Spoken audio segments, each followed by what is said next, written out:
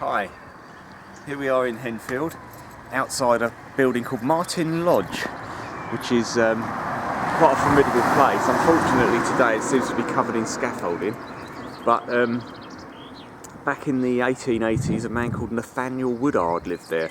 He was a well-known philanthropist, and he built a load of schools, including Lancing College, which has got that great chapel on the side of the downs up above Shoreham.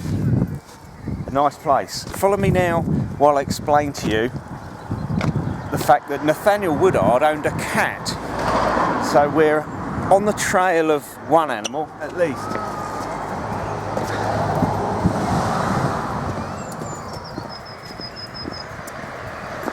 Nathaniel Woodard would have walked down here on his way to church on a Sunday morning. This little path that we're on takes us up past this thatched cottage ahead and up through the churchyard to St Peter's Church, Henfield. Just the sort of place where Nathaniel's cat would have wandered around back in the 1880s. And indeed it did.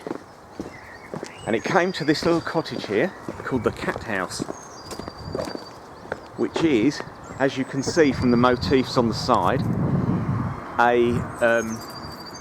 is the place where Nathaniel's cat killed Bob Ward's canary.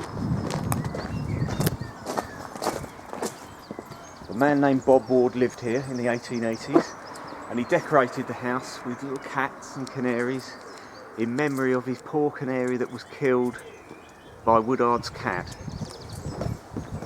Come round here and you'll see the Zulu hole. The Zulu hole is where, as Nathaniel Woodard used to walk past on his way to church, the Zulu hole, behind the Zulu hole would appear a black shadowy figure trying to intimidate him and not let him forget that his cat had killed his canary.